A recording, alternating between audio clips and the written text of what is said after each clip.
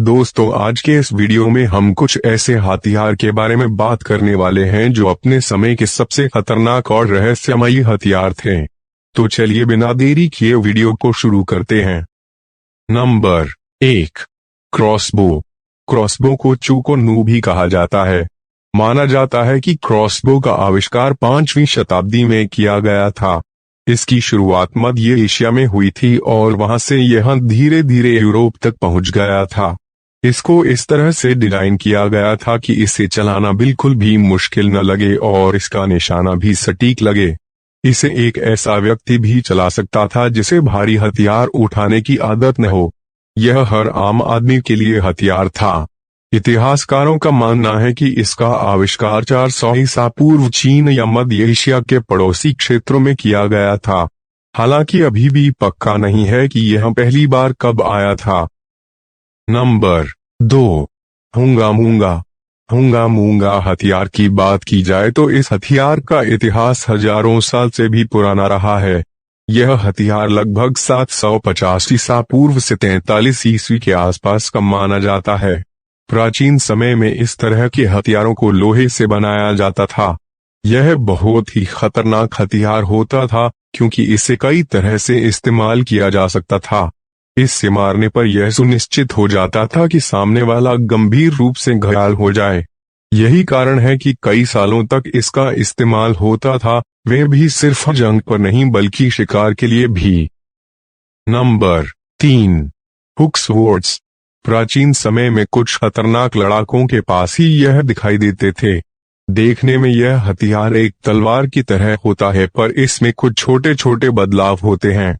यह हथियार एक जोड़े में आता था, इसलिए इन्हें हुक स्वॉर्ड्स कहा जाता था। यह नीचे से एक हुक की तरह घुमावदार होता है और इसकी तेज धार होती है। इसका सबसे बड़ा फायदा यह था कि यह दोनों हाथों में होता था। एक हाथ के वार से अगर कोई बच भी जाए तो दूसरे हाथ से वह मारा ही जाता था। Number 4, push dagger. Push dagger प्राचीन काल से एक घातक हथियार है जिसे टी हैंडेड नाइफ के रूप में भी जाना जाता है। टूल की उपस्थिति एक टी शेप जैसी दिखती है, जहां सामने का हिस्सा एक तेज चाकू है। इसे हाथ पर मध्यमा और तर्जनी की सहायता से लगाया जाता है।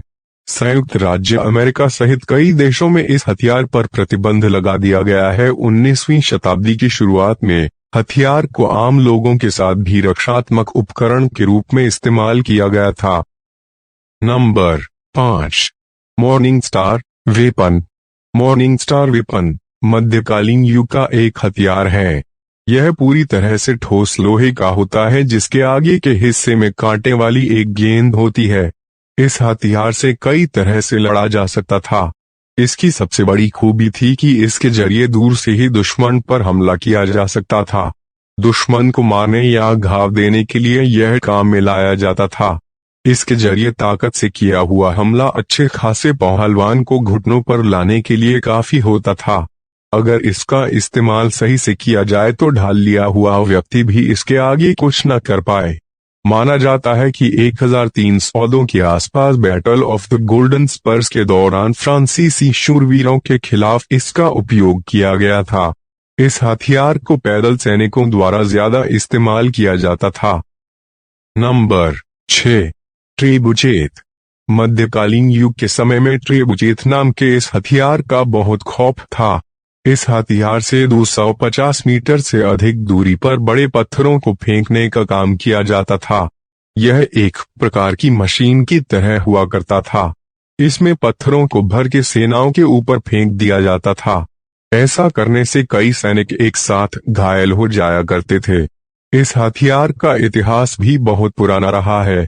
कहते हैं कि इसका आविष्कार सबसे पहले 5वीं सदी में चीन में किया गया था। इसे उस समय की तोप कहना गलत नहीं होगा।